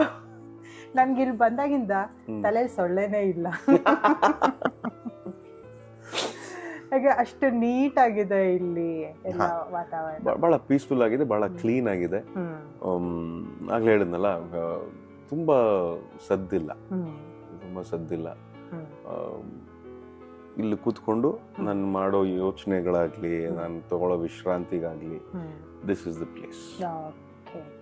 ಸೊ ನೀವು ಶೌರ್ಯ ಅವ್ರ ಬಗ್ಗೆ ಹೇಳ್ತಾ ಇದ್ರಲ್ಲ, ಈಗ ಶೌರ್ಯ ಅವರು ನೀವು ಯಾವತ್ತಾದ್ರೂ ಸೇರಿ ಪಾರ್ಟಿ ಮಾಡಿದ್ದುಂಟಾ? ಪಾರ್ಟಿ ಅಂದ ತಕ್ಷಣ ನಾಟ್ ಎವ್ರಿ ಟೈಮ್ ಆ ಥರದ ಪಾರ್ಟಿ ಅಂತಲ್ಲ, ಬೇರೆ ಒಂದ್ ಗೇಮ್ ಆಗಿರ್ಬೋದು, ನೀವೇನೋ ಒಂದ್ ಆಟ ಆಡೋದು, ಇಲ್ಲ ಇಬ್ರು ಸೇರ್ಬಿಟ್ಟು ಪಿಜ್ಜಾ ಪಾರ್ಟಿ, ಆ ಥರದ್ದು ಪಾರ್ಟಿ ಈ ಮನೇಲಿ ಯಾವ ಪ್ಲೇಸ್ ಅಲ್ಲಿ ಮಾಡಿದ್ರಿ? ಇಲ್ಲೇ ನಡೀತಾ ಇರುತ್ತೆ. ನಮ್ದು ಐಸ್ ಕ್ರೀಮ್ ಪಾರ್ಟಿ ಜಾಸ್ತಿ. ಅವ್ರಿಗೂ ಐಸ್ ಕ್ರೀಮ್, ಅವನಿಗೂ ಐಸ್ ಕ್ರೀಮ್ ಅಂದ್ರೆ ಬಹಳ ಇಷ್ಟ. ಅವನು ಬಾಕ್ಸ್ ಒಳಗೆ ನಾನ್ ಕೈ ಹಾಕಂಗಿಲ್ಲ, ನನ್ನ ಬಾಕ್ಸ್ ಒಳಗೆ ಅವ್ನ ಕೈ ಹಾಕಂಗಿಲ್ಲ. ಇದು ಕಂಡೀಷನ್. ಇದು ಕಂಡೀಷನ್. ಸೊ ಆತ ನನ್ನ ಪಾಡನ್ನ ತಿಂತಿರ್ತಾನೆ, ಅವ್ನ ಪಾಡಕ್ಕೆ ತಿಂತಿರ್ತಾನೆ. ಡೆಸರ್ಟ್ಸ್ ಜಾಸ್ತಿ. ಆಮೇಲೆ ಒಂದೊಂದ್ಸಲ ಇಬ್ರು ಈ ವರ್ಕೌಟ್ ಸೆಷನ್ ಅಂತ, ಅವನಿಗೇನೋ ನಾನೊಂದು ಹೇಳ್ಕೊಟ್ಟಿರ್ತೀನಿ, ಅವನು ಅದನ್ನ ಪ್ರಾಕ್ಟೀಸ್ ಮಾಡ್ತಾನೆ, ಅಥವಾ ಇನ್ನೊಂದೇನೋ ಅವ್ನು ಕಲ್ತಿರ್ತಾನೆ, ಅದನ್ನ ಅವನು ಮಾಡಿ ತೋರಿಸ್ತಿರ್ತಾನೆ. ಆಮೇಲೆ ಟಿವಿ ನೋಡ್ಕೊಂಡು ಒಂದು ಮೂವಿ ಮ್ಯಾರಥಾನ್ ಮಾಡೋದು, ಒಂದು 2 ಸಿನಿಮಾ ಒಟ್ಟಿಗೆ ನೋಡೋದು ಬ್ಯಾಕ್ ಟು ಬ್ಯಾಕ್. ಊಟ ತರಿಸಿಟ್ಕೊಂಡು ಸಿನಿಮಾ ಹಾಕ್ಬಿಟ್ರೆ ಒಂದ್ 2 ಸಿನಿಮಾ ಬ್ಯಾಕ್ ಟು ಬ್ಯಾಕ್ ಕುತ್ಕೊಂಡು ನೋಡೋದು. ಇಲ್ಲ ಅವ್ನ ಫ್ರೆಂಡ್ಸ್ ಕರೆದು ಬಿಡ್ತೀನಿ, ಅವ್ರ ಜೊತೆ ಕುತ್ಕೊಂಡ್ಬಿಡ್ತೀನಿ. ಅಲ್ಲ, ನೀವು ಶೌರ್ಯ ಅವ್ರ ಜೊತೆ ಕುತ್ಕೊಳ್ಳೋದು ಓಕೆ, ನಿಮ್ ಫ್ರೆಂಡ್ಸ್ ಬಂದ್ರೆ ಓಕೆ, ಅವ್ರ ಫ್ರೆಂಡ್ಸ್ ಜೊತೆ ನೀವು ಕುತ್ಕೊಳ್ತೀನಿ. ಅವ್ರಿಗೆ ನನ್ನ ಕಂಪನಿ ಇಷ್ಟ. ನಾನು ಕೂತ್ಕೊಂಡ್ರೆ ಅವ್ರು ರಾಘವಮ್ಮ ನೈಸ್ ಟು ಹ್ಯಾವ್ ಯುವರ್ ಯಾಕಂದ್ರೆ ಬೋರಿಂಗ್ ಆಗಿರೋದೇನೋ ಹಾಕಕ್ ಹೋಗಲ್ಲ. ಒಂದ್ ಒಳ್ಳೆ ದೆವ್ವದ ಪಿಕ್ಚರ್ ಹಾಕೋದು, ನಂಗೆ ದೆವ್ವದ ಪಿಕ್ಚರ್ ಇಷ್ಟ. ಒಂದು ಒಳ್ಳೆ ದೆವ್ವದ ಸಿನಿಮಾ. ಹೌದು, ಒಂದು ಒಳ್ಳೆ ದೆವ್ವದ ಪಿಕ್ಚರ್. ನನಗೆ ಕತ್ಲೆ ದೆವ್ವ ಅಂದ್ರೆ ಭಯ, ಆಕ್ಚುಲಿ ಭಯ, ಆದ್ರೆ ನೋಡಕ್ ಇಷ್ಟ. ಅಲ್ಲ, ಅದಾದ್ಮೇಲೆ ಮಲಗ್ತೀರಾ ನೀವು? ಅದು ಶೌರ್ಯ ಇದ್ದಾಗ ಲೈಟ್ ಆಫ್ ಆಗಿರುತ್ತೆ. ಶೌರ್ಯ ಇಲ್ಲ, ಮನೇಲಿ ಒಬ್ನೇ ಇರ್ತೀನಿ ಅಂದ್ರೆ ಎಲ್ಲಾ ಲೈಟು ಆನ್ ಇರುತ್ತೆ. ಇವಾಗ ಏನ್ ಲೈಟ್ ನೋಡ್ತಿರ್ತೀರೋ ಇದಿಷ್ಟು ಲೈಟ್ಸ್ ಆನ್ ಇರುತ್ತೆ. ಸೀರಿಯಸ್ಲಿ? ಹೌದು, ನಂಗೆ ಬಹಳ ಭಯ. ಅದು ಆದ್ರೆ ದೇವ್ದ ಪಿಕ್ಚರ್. ಆಮೇಲೆ ಮಲ್ಕೊಳಕ್ ಮುಂಚೆ ಏನೋ ಕಾಮಿಡಿ ಗಿಮಿಡಿ ನೋಡ್ಕೊಂಡು ಮಲ್ಕೊಂಡ್ಬಿಡುತ್ತೆ. ಸ್ವಲ್ಪ ಮೂಡ್ ಚೇಂಜ್ ಆಗುತ್ತೆ ಅಂತ. ಸೊ ಇಲ್ಲಾಂದ್ರೆ ಫ್ರೆಂಡ್ಸ್ ಬಂದ ಎಲ್ಲ ಸೇರಿದಾಗ ಇದೇ ಜಾಗ ಕೂತ್ಕೊಳ್ಳೋದು. ಇಲ್ಲಿ ಪಾಪ ಒಂದ್ 4-5 ಜನ ಕೂತ್ಕೋಬಹುದು ಅಷ್ಟೇ. ಇನ್ನೆಲ್ಲ ಒಂದ್ ಚೇರು, ಬೀನ್ ಬ್ಯಾಗು ಎಲ್ಲ ಹರಡೋಗಿರುತ್ತೆ. ಅವ್ರ ಮಕ್ಳಿಗೂ ಅಷ್ಟೇ, ಅವ್ರಿಗೆಲ್ಲ ರಾಘವಮ್ಮ ಇರ್ಬೇಕು ಅಂತ ಒಳಗೆ ಹೋಗ್ಬಿಟ್ಟು ಅವರು ಟಿವಿ ಹಾಕೊಂಡು ನೋಡ್ತಿರ್ತಾರೆ, ನಾನು ಹೋಗಿ ಅವ್ರ ಜೊತೆ ಕೂತ್ಕೋಬೇಕು. ಆತರ ತಮಾಷೆಯಾಗಿ ಇರ್ತೀವಿ. ಯಾವಾಗ್ಲಾರು ಒಂದ್ಸಲ ಆದ್ರೂ ಒಂದು 3-4 ತಿಂಗಳಿಗೆ ಒಂದ್ಸಲ ಸೇರೋದ್ ನಾವು ಆತರ. ಮೊನ್ನೆ ಶುಕ್ರವಾರ ಸೇರಿದ್ವಿ. ಅವ್ರಿಗೆ ಹೇಳಿದಪ್ಪ, ಈ ಶುಕ್ರವಾರ ಬಿಟ್ರೆ ನಾನು ನೆಕ್ಸ್ಟ್ ನನ್ನ ಮಗನ ಎಕ್ಸಾಮ್ ಆಗೋವರೆಗೂ ಯಾರ ಕೈಗೂ ಸಿಗಲ್ಲ, ಎಲ್ಲೂ ನನ್ನ ತಲೆ ನನ್ ಕಾಣಿಸ್ಕೊಳ್ಳೋದೇ ಇಲ್ಲ ಯಾರಿಗೂ ಅಂತ ಹೇಳ್ಬಿಟ್ಟಿದ್ದೆ. ಇವನು ಹೇಳಂಗ್ ಮಾಡ್ತಾನೆ ಅಂದ್ಬಿಟ್ಟು ಎಲ್ಲ ಬಂದ್ಬಿಟ್ರು ಮನೆಗೆ. ಆಮೇಲೆ ನನ್ನ ಯಾರು ಊಟ ಆರ್ಡರ್ ಮಾಡಕ್ ಬಿಡಲ್ಲ. ಯಾಕೆಂದ್ರೆ 7 ಜನ ಇದ್ರೆ 17 ಜನ ಕೇಳಿರ್ತೀನಿ. ಯಾಕಂದ್ರೆ ನನ್ಗೆ ಅಳತೆ ಸ್ವಲ್ಪ ವೀಕು ನಾನು ಅದ್ರಲ್ಲಿ. ಗೊತ್ತಾಯ್ತು, ಅಂದ್ರೆ ಚೆನ್ನಾಗಿ ತಿನ್ಲಿ ಅಂತ. ಅಲ್ಲ, ಈಗ ಗೊತ್ತಾಯ್ತು ನೀವು ಅಡಿಗೆ ಯಾಕೆ ಕಲ್ತಿಲ್ಲ. ಹೌದು, ಅಳತೆ ಗೊತ್ತಿಲ್ಲ ಅಲ್ಲ. ಉಪ್ಪು ಎಷ್ಟು ಹಾಕ್ಬೇಕು, ಅನ್ನಕ್ಕೆ ನೀರ್ ಎಷ್ಟು ಹಾಕ್ಬೇಕು, ಇದನ್ನ ಒಂದು ಡಜನ್ ಸಲ ಹೇಳ್ಕೊಟ್ಟಿದ್ದಾರೆ. ಅಲ್ಲಲ್ಲ, ನೀವು 7 ಅಂದ್ರೆ ಮತ್ತೆ ಅಡಿಗೆ ಮಾಡಕ್ಕೂ 700 ಜನಕ್ಕೆ ಮಾಡ್ಬಿಟ್ರೆ ಅಂತ. ಅದೇ ಭಯ ನನಗೆ. ನೀನ್ ಆರ್ಡರ್ ಮಾಡ್ಬೇಡಪ್ಪ, ನಾವು ಬರ್ತೀವಿ ಅಂತ ಹೇಳಿ ಅವರೇ ಬಂದು ಆರ್ಡರ್ ಮಾಡಿ ಪಾಪ ವಾಪಸ್ ಎಲ್ಲ ಮನೆಗೆ ಹೋಗ್ಬೇಕಾರೆ ಅದು ಎಲ್ಲೆಲ್ಲಿದೆಯಾ ಜಾಗ ಎಲ್ಲ ಕ್ಲೀನ್ ಮಾಡ್ಕೊಟ್ಬಿಟ್ಟು, ಬೇಡ ಬಿಡ್ರು ನಾ ಮಾಡ್ಕೋತೀನಿ ಅಂದ್ರೆ ಬಿಡೋದಿಲ್ಲ, ಅವರೇ ಕ್ಲೀನ್ ಮಾಡ್ಕೊಟ್ಬಿಟ್ಟು ಹೊರಡ್ತಾರೆ. ಸೊ ಒಂದು ವಿಚಾರದಲ್ಲಿ ನನ್ನ ಅದೃಷ್ಟ, ನನಗೆ ಒಳ್ಳೆ ಫ್ರೆಂಡ್ಸ್ ಇದ್ದಾರೆ, ನನ್ನ ಸುತ್ತಲೂ ಒಂದಷ್ಟು ಜನ, ಒಂದಷ್ಟು ಒಳ್ಳೆ ಜನ ಇದ್ದಾರೆ ಅಂತ. ಇಲ್ಲ, ಆಕ್ಚುಲಿ ಅದು ಸುಮ್ಮನೆ ಸಿಗಲ್ಲ. ನಾವು ಹೇಗಿರ್ತೀವಿ ಅನ್ನೋದ್ರ ಮೇಲೆ ನಮ್ಮ ಸರ್ಕಲ್ ನಿಂತಿರತ್ತೆ ಅಂತ ಹೇಳ್ತಾರಲ್ಲ, ಅದ್ ನಿಜ. ಈ ಸೈಡು ಚೆನ್ನಾಗಿರುತ್ತೆ, ಹಾಗಾಗಿ ಆ ಸೈಡು ಕೂಡ ತುಂಬಾ ಚೆನ್ನಾಗಿರುತ್ತೆ. ಅಷ್ಟೇ ಪುಣ್ಯ, ಅದನ್ನ ಉಳಿಸ್ಕೊಂಡು ಹೋಗ್ಬಿಟ್ರೆ ಸಾಕು. Correct sir. ಆ್ಯಂಡ್ ನೀವು ಎಕ್ಸಾಮ್ ಬಗ್ಗೆ ಮಾತಾಡ್ತಿರುವಾಗ ನನ್ಗೊಂದು ಮಾತು ನೆನಪಾಗುತ್ತೆ. ಈಗ ಯೂಶಲಿ ಎಲ್ಲರೂ ಹೇಳೋ ಪ್ರಕಾರ ಮಕ್ಕಳಿಗೆ ಎಜುಕೇಶನ್ ಕೊಡ್ಬೇಕು ತುಂಬಾ ಚೆನ್ನಾಗಿ. ಹೌದು ನಾವು ದುಡ್ಡು ಮಾಡ್ತೀವೋ ಆಸ್ತಿ ಮಾಡ್ತೀವೋ ಮತ್ತೊಂದು ಮಾಡ್ತೀವೋ ಬೇಕಿಲ್ಲ, ಫಸ್ಟ್ ಎಜುಕೇಶನ್ ಕೊಡಬೇಕು ಅಂತ ಹೇಳ್ತಾರೆ. ಆದರೆ ಎಲ್ಲೊಂದು ಕಡೆ ನಂಗನ್ಸೋದು ಮಕ್ಕಳಿಗೆ ಎಜುಕೇಶನ್ ಕೊಡಬೇಕು, ಬಟ್ ಮಿನಿಮಮ್ ಸೆಕ್ಯೂರಿಟಿ ಅನ್ನೋದು ಒಂದು ಸ್ಮಾಲ್, ಅವ್ರು ಏನೋ ಒಂದು ಮಾಡಕ್ಕೆ ಅದನ್ನು ಸಪೋರ್ಟ್ ಆಗಿರುತ್ತೆ. ಸೊ ಅದು ಎಷ್ಟರ ಮಟ್ಟಿಗೆ ಇದೆ ನಂತರ ಸರ್? ಅದು ಬಹಳ ಮುಖ್ಯ ಆಗುತ್ತೆ. ಅದು ಬಹಳ ಮಕ್ಕಳಿಗೆ ಅಫ್ಕೋರ್ಸ್ ಇವಾಗ ನಮ್ಮ ಕಾಲದಲ್ಲಿ ನಾನು ಹೇಳೋದು ನಮ್ಮ ಟಾಕಿಂಗ್ ಅಬೌಟ್ 20-25 ಇಯರ್ಸ್ ಎಲ್ಲ ಹೇಳ್ತಾ ಇದ್ದು, ನಿನ್ಗೆ ಒಂದು ಎಜುಕೇಶನ್ ಚೆನ್ನಾಗಿದ್ಬಿಟ್ರೆ ಸಾಕು, ನೀನು ಸಪೋರ್ಟ್ ಮಾಡ್ಕೊಳಕ್ಕೆ ಒಂದು ಒಳ್ಳೆ ಕೆಲಸ ಸಿಗುತ್ತೆ. ಆದರೆ ಮನೇಲಿ ಆ ಥರ ಒಂದು ಬ್ಯಾಕಪ್ ಇರ್ತಾ ಇತ್ತು, ಮನೇಲಿ ಆ ಥರ ಒಂದು ಕುಟುಂಬ ಇರ್ತಾ ಇತ್ತು. ಅವ್ರಿಗೆ ಫೈನಾನ್ಷಿಯಲ್ ಸಪೋರ್ಟ್ ಜೊತೆಗೆ ಅದಕ್ಕಿಂತ ಮುಖ್ಯವಾಗಿ ಒಂದು ಮಾರಲ್ ಸಪೋರ್ಟ್ ಇರ್ತಾ ಇತ್ತು. ಇವಾಗಿನ ಮಕ್ಕಳಿಗೆ ಅದು ಕಾರಣಾಂತರಗಳಿಂದ ಅದು ಸಿಗ್ತಾ ಇಲ್ಲ. ನೀನು ಎಜುಕೇಶನ್ ಜೊತೆಗೆ ಕೊಡೋದ್ರ ಜೊತೆಗೆ ಆಯಿತು, ಎಜುಕೇಷನ್ ಎಲ್ಲ ಆಯಿತು, ಇನ್ನೇನೋ ಯಾಕಂದರೆ ಬರೀ ಸೈನ್ಸು, ಕಾಮರ್ಸು, ಆರ್ಟ್ಸು ಬರೀ ಅಷ್ಟೇ ಸೀಮಿತವಾಗಿಲ್ಲ. ಇವಾಗ ಸೈನ್ಸಲ್ಲಿ ಒಂದು 100 ಥರ ಇದೆ, ಕಾಮರ್ಸಲ್ಲಿ ಒಂದು 200 ಥರ ಇದೆ, ಆರ್ಟ್ಸಲ್ಲಿ ಒಂದು 1000 ಥರ ಇದೆ. ಮುಂಚೆ ಆರ್ಟ್ಸ್ ತೊಗೊಂಡವ್ರನ್ನ ಹೆಚ್ಚು ಗಮನ ಕೊಡ್ತಿರ್ಲಿಲ್ಲ, ಯಾಕೆ ಅವ್ನು ಆರ್ಟ್ಸ್ ತೊಗೊಂಡಿದ್ದಾನೆ ಅಂತ. ಇವಾಗ ಆರ್ಟ್ಸ್ ತೊಗೊಂಡ್ರೆ ಎಲ್ಲ ಕಡೆ ಆಂಟೆನಾ ಹತ್ಕೊಂಡ್ಬಿಡುತ್ತೆ, ಯಾಕೆಂದರೆ there are so many opportunities. ಆದರೆ ಆ ಆಪರ್ಚುನಿಟೀಸ್ನ ಪರ್ಸ್ಯೂ ಮಾಡೋದಕ್ಕೆ ಮನೇಲಿ ಆತನಿಗೆ ನೆಮ್ಮದಿ ಇರಬೇಕಲ್ಲ. ಸೊ ಅದನ್ನು ಅವನಿಗೆ ಬ್ಯಾಕಪ್ ಕೊಡೋಷ್ಟು ಒಂದು ಸ್ವಲ್ಪ ಸ್ಟ್ರೆಂಗ್ತ್ ಇದ್ದರೆ ಆಮೇಲೆ ಅದರಿಂದ ಏನು ಬೇಕಾದ್ರೂ ಮಾಡ್ಕೋಬೋದು. ಫ್ರಮ್ ಸ್ಕ್ರಾಚ್ ಸ್ಟಾರ್ಟ್ ಮಾಡ್ತೀವಿ ಅಂತ ಹೇಳೋದಕ್ಕೆ ಇವಾಗ ದೊಡ್ಡ ದೊಡ್ಡ ತಿಮಿಂಗಲ್ಗಳಿದ್ದಾವೆ ಎಲ್ಲ ಕ್ಷೇತ್ರಗಳಲ್ಲೂ, ಎಲ್ಲ ಡಿಪಾರ್ಟ್ಮೆಂಟ್ಗಳಲ್ಲೂ. It is huge. ಸೊ ಇವನು ಹೋಗಿ ಅಲ್ಲಿ ಪ್ರಯತ್ನ ಪಡ್ತಾನೆ ಅನ್ನೋ ಅಷ್ಟರಲ್ಲಿ ಆಲ್ರೆಡಿ ಒಂದು 100 ಜನ ಇರ್ತಾರೆ. ಸೊ ಅದನ್ನ ತಡ್ಕೋಬೇಕಲ್ಲ, ಈ ಜೀವಿಗಳು ತಡ್ಕೋಬೇಕಲ್ಲ. ಸೊ ಅದಕ್ಕೆ ಅವ್ರಿಗೆ ಒಂಚೂರು ಸಪೋರ್ಟ್ ಆಗಿ ನಿಂತ್ಕೊಂಡು, ಪಿಲ್ಲರ್ ಥರ ನಿಂತ್ಕೊಂಡು ಆಮೇಲೆ ಮುಂದಕ್ಕೆ ಹೋಗಿ ಅನ್ನೋಷ್ಟು ಸೇವಿಂಗ್ಸ್ ಆಗಲಿ, ಅದೊಂದು ಸೆಕ್ಯೂರಿಟಿ ಆಗಲಿ, ಅವೆಲ್ಲವೂ ಇರಬೇಕು. ಇವಾಗ ಎಜುಕೇಷನ್ ಅನ್ನೋದಕ್ಕಿಂತ ವ್ಯಾಲ್ಯೂ ಬೇಸ್ಡ್ ಎಜುಕೇಷನ್ ಮುಖ್ಯ ಆಗಿದೆ. Value based education is very very important. ಅದು ನಾನು ಬಹಳ ಗಟ್ಟಿಯಾಗಿ ನಂಬ್ತೀನಿ. ಆ್ಯಂಡ್ ನೀವು ಹೇಳ್ತಾ ಇದ್ರಿ ಸೇವಿಂಗ್ಸ್ ಅಂತ ಹೇಳಿ. ಸೊ ಈಗ ನಿಮ್ಮ ಪರ್ಸ್ನಲ್ ಎಕ್ಸ್ಪೀರಿಯನ್ಸ್ ಅಂತ ಬಂದರೆ, ಬಿಕಾಸ್ ತುಂಬ ಜನರಿಗೆ ಅದು ಹೆಲ್ಪು ಆಗುತ್ತೆ ಐಡಿಯಾ ಕೇಳಿದ್ರೆ. ಈಗ ಶೌರ್ಯ ಅವ್ರು ಹುಟ್ಟಿದಾಗ ನೀವು ಕೆಲವರೆಲ್ಲ 1 ವರ್ಷದಿಂದನೇ ಸ್ಟಾರ್ಟ್ ಮಾಡಿಬಿಡ್ತಾರೆ ಒಂದು ಮಗು ಹುಟ್ಟಿದ್ರೆ. ಸೊ ಆ ಥರದ್ದು ನಿಮ್ಮದು ಸ್ಮಾಲ್ ಒಂದು ಪ್ಲಾನಿಂಗ್ ಯಾವ ಥರ ಇತ್ತು? ನಮ್ಗೆ ಅದೆಲ್ಲ ಮಾಡೇ ಗೊತ್ತಿಲ್ಲ ನನಗೆ, ಪ್ರಾಮಾಣಿಕವಾಗಿ ಹೇಳಬೇಕು ಅಂತ ಹೇಳಿದ್ರೆ. ಸೇವಿಂಗ್ಸ್ ಅಂತ ನನ್ನ ತಲೆಗೆ ಅರ್ಥ ಮಾಡಿಸಿದ್ದು, ಅದರ ಬೆಲೆ ನನಗೆ ಅರಿವು ಮೂಡಿಸಿದ್ದು ನನ್ನ ಹೆಂಡತಿ. ಯಾಕಂದರೆ ನಾನು ಯಾವಾಗಲೂ ಮುಂಚೆಯಿಂದಲೂ ಜೀವನ ಹೇಗೆ ಬರುತ್ತೋ ಆಗ ಹೋಗ್ತೀನಿ ಅಂತ ಇದ್ದವನು. ಆದರೆ ಆ ಥರ ಇರಲಿಲ್ಲ ಲೈಫ್. ಒಂದು ಹಂತದಲ್ಲಿ ಆ ಥರ ಆಗಲಿಲ್ಲ, ಸ್ವಲ್ಪ ಕೆಳಮುಖವಾಗಿತ್ತು, ಅಂದರೆ ಇಳಿಮುಖವಾಗಿತ್ತು ನನ್ನ ಕರಿಯರ್ ಆಗಲಿ. ಸೊ ಆವಾಗ ನನ್ನ ಪ್ರಶ್ನೆ ಒಂದ್ಸಲ ಕೇಳಿದಾಗ ಏನಿದೆ ನಮ್ಮ ಸೇವಿಂಗ್ಸ್ ಅಂತ ಹಿಂದೆ ತಿರುಗಿ ನೋಡಿದಾಗ ಏನೂ ಇರಲಿಲ್ಲ. ಕರೆಕ್ಟಾಗಿ ಅದೇ ಸಮಯಕ್ಕೆ ನನ್ನ ಮಗ ಹುಟ್ಟುತ್ತಾನೆ. ಅದಾದ್ಮೇಲೆ ನಮ್ಮ ಯೋಜನೆಗಳಾಗ್ಲಿ, ನಾವು ಇಡ್ತಾ ಇದ್ದಂಥ ಹೆಜ್ಜೆಗಳಾಗ್ಲಿ, ನಾವು ತಗೋತಾ ಇದ್ದಂಥ ನಿರ್ಧಾರಗಳಾಗ್ಲಿ ಎಲ್ಲವೂ ವಿತ್ ಅ ಪ್ಲಾನ್ ಇರ್ತಾ ಇತ್ತು. Not very calculative but basic. ಅದನ್ನ ನನ್ನ ಹೆಂಡತಿ ಮಾಡ್ತಾ ಇದ್ಲು, ಅವಳನ್ನ ನೋಡಿ ನಾನು ಕಲಿತೆ. ಸೂಪರ್. ಯಾಕಂದ್ರೆ ಬಹಳ ಜನ ಈಗ ಮಗು ಹುಟ್ಟೋಕಿನ ಮುಂಚೆನೆ ಪ್ಲಾನಿಂಗ್ ಸ್ಟಾರ್ಟ್ ಮಾಡ್ಬಿಟ್ಟಿರ್ತಾರೆ. ಪ್ರೀ ವೆಡ್ಡಿಂಗ್ ಶೂಟ್ ಮಾಡ್ಬೇಕಾದ್ರೆ ಪ್ಲಾನ್ ಮಾಡಿರ್ತಾರೆ ಅಲ್ವಾ? ಸೊ ಹಂಗೆ ಒಂದ್ ಕಡೆ ಆದ್ರೆ ಇನ್ನೊಂದ್ ಕಡೆ ಪಾಪ ಮಾಡ್ಬೇಕಂದ್ರೂ ಕೆಲವ್ರಿಗೆ ಐಡಿಯಾಸ್ ಇರಲ್ಲ, ಯಾವ ತರ ಮಾಡ್ಬೇಕು, ಹೇಗೆ. ಅದಕ್ಕೆ ನಾನು ನಿಮ್ಮ ಒಂದು ಎಕ್ಸ್ಪೀರಿಯನ್ಸ್ ಕೇಳಿದ್ದೆ. It comes out of experience.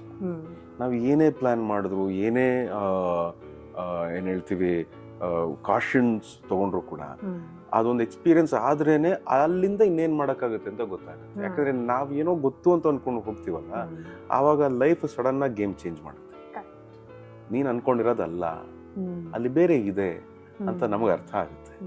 So ಆ ಅರ್ಥ ಆದ್ಮೇಲೆ ಅಲ್ಲಿಂದ ನಾ ಅದಕ್ಕೆ ಹೇಳಿದ್ದು, ಒಳ್ಳೆ ಜನ ಇರೋದು ಬಹಳ ಮುಖ್ಯ ಆಗುತ್ತೆ. ಯಾವಾಗ್ಲೂ ದುಡ್ಡೇ ಇರಬೇಕು ಅಂತಲ್ಲ, ಒಳ್ಳೆ ಜನ ಇದ್ರೆ ಸಾಕು. ಇನ್ನೇನೋ ಒಂದು ದಾರಿ ಕಾಣಿಸುತ್ತೆ ನಮ್ಗೆ, ಬೇರೆ ಯಾವ್ದೋ ಒಂದು ದಾರಿ ತೋರಿಸ್ತಾನೆ ಭಗವಂತ, ಜನ ದಾರಿ ತೋರಿಸ್ತಾನೆ. ಹೊಸ ಒಂದು ಏನೋ ಒಂದು ತಿಳುವಳಿಕೆ ಬರುತ್ತೆ ನಮ್ಗೆ. All this is very very important. And ನೀವು ಹೇಳ್ತಾ ಇದ್ರಿ ಸ್ಪಿರಿಚುವಲ್ ಆಗಿರ್ಬೋದು, ದೇವ್ರದ ಬಗ್ಗೆ ಆಗಿರ್ಬೋದು, ತುಂಬ ನಾನು ಬಿಲೀವ್ ಮಾಡ್ತೀನಿ ಕೆಲವೊಂದು ವಿಷಯದಲ್ಲಿ ಅಂತ. ಸೊ ಅದು ನಿಮ್ಮ ಲೈಫಿಗೆ ಎಷ್ಟು ಹೆಲ್ಪ್ ಮಾಡಿದೆ ಅಂತ ಹೇಳಿ ಆ ಥರದ ವಿಷಯಗಳೆಲ್ಲ? ನನಗೆ ನಾನು ನಮ್ಮ ತಾಯಿ ಜೊತೆ ನಾನು ಯೋಗ ಕ್ಲಾಸ್ ಹೋಗ್ತಿದ್ದೆ. 7ನೇ 8ನೇ ಕ್ಲಾಸಲ್ಲಿದ್ದಾಗ ರೆಗ್ಯುಲರಾಗಿ ಕರ್ಕೊಂಡು ಹೋಗ್ತಿದ್ದೆ. ನನಗೆ ಆ್ಯಕ್ಚುಯಲ್ ಸ್ಪಿರಿಚುವಾಲಿಟಿ ಅಲ್ಲಿ ಪರಿಚಯ ಆಗಿದ್ದು. ಸ್ಪಿರಿಚುವಾಲಿಟಿ ಅಂದರೆ ಏನು? ಯಾವಾಗ? ನಮ್ಮ 7th 7th standard 8th standard. This is I am talking 96 97. Okay. ಅವಾಗ ಹೋದಾಗ ಅವರು ಯೋಗ ಕಲಿಸ್ಬೇಕಾದ್ರೆ ಬರೀ ಆಸನಗಳನ್ನ ಕಲಿಸ್ತಾ ಇರಲಿಲ್ಲ, ಬ್ರೀದಿಂಗ್ ಟೆಕ್ನಿಕ್ ಕಲಿಸೋರು, ಮೆಡಿಟೇಷನ್ ಕಲಿಸ್ತಾ ಇದ್ರು. ಅದನ್ನ ಹೇಳ್ತಾ ಇದ್ರು ನಮ್ಮ ಗುರುಗಳು ರಾಮಮೂರ್ತಿ ಸರ್ ಅಂತ. ಇವತ್ತು ನನಗೆ ಏನೇ ಅಲ್ಪ ಸ್ವಲ್ಪ ಗೊತ್ತಿದ್ದು ಅದ್ರ ಬಗ್ಗೆ ಮಾತಾಡ್ತೀನಿ ಅಂತ ಹೇಳಿದ್ರು ಕೂಡ ನಮ್ಮ ಆ ಗುರುಗಳೇ ನನಗೆ ಅದರ ಪರಿಚಯ ಮಾಡಿದ್ದು, ನಾನು ಅರ್ಥ ಮಾಡಿಸಿದ್ದು. So everything starts from breathing ಅಂತ ಹೇಳ್ತಾರಲ್ಲ. ಸೊ ಹಾಗಾಗಿ ಅದರ ಪರಿಚಯ ಶುರು ಆಯಿತು. ನಂತರ ನಾನು PUC ಇದ್ದಾಗ ನಮ್ಮ ತಂದೆ ನನ್ನ ಒಂದು NRA ಕ್ಯಾಂಪ್ ಕಳಿಸಿದ್ರು. ಅಲ್ಲಿ ಹಲವಾರು ವಿಚಾರಗಳ ಪರಿಚಯ ಆಯಿತು ನನಗೆ. ಒಂದಷ್ಟು ಟೂರ್ಗಳನ್ನ ಹೊಡೆದ್ವಿ, ಮಧುರೈಯಿಂದ ಹಿಡಿದು ರಾಮೇಶ್ವರಮಿಂದ ಹಿಡಿದು ಇಲ್ಲಿ ನಮ್ಮ ಶ್ರೀರಂಗಪಟ್ಟಣ ಎಲ್ಲ ಒಂದಷ್ಟು ಜನ ಫ್ರೆಂಡ್ಸ್ ಎಲ್ಲ ಒಂದು ಸ್ಟೂಡೆಂಟ್ಸ್ನ ಕರ್ಕೊಂಡು ಹೋಗಿ ಬಂದಿದ್ದು. ಅದಾದ್ಮೇಲೆ ನನಗೆ ಅದ್ರ ಕಡೆ ಒಲವು ಜಾಸ್ತಿ ಆಯಿತು. ಅದು ಏನು ನನಗೆ ಹೆಲ್ಪ್ ಆಯಿತು ಅಂದರೆ, I am a very detached person. ನನಗೆ ನೀವು ಹೇಳ್ತಿದ್ರಲ್ಲ, ನೀವು ತುಂಬ ಎಮೋಷ್ನಲ್ ಅಂದಾಯ್ತು. ನಾನು ಏನಕ್ಕೆ ನಗ್ತಾ ಇದ್ದೆ ಅಂದರೆ, ಐ ಆಮ್ ಎಮೋಷ್ನಲ್, ಆದರೆ ವೆರಿ ತುಂಬ ಕಷ್ಟ ನಾನು ಎಮೋಷ್ನಲ್ ಆಗೋದು. ಕನೆಕ್ಟ್ ಆಗ್ತೀನಿ, ಪ್ರತಿಯೊಂದು ವಿಚಾರಕ್ಕೂ ಕನೆಕ್ಟ್ ಆಗ್ತೀನಿ. ಸಣ್ಣ ವಿಚಾರ, ಯಾಕಂದ್ರೆ ಅನ್ಕೊಳ್ದಿರೋ ವಿಚಾರಕ್ಕೆಲ್ಲ ಕನೆಕ್ಟ್ ಆಗ್ತೀನಿ.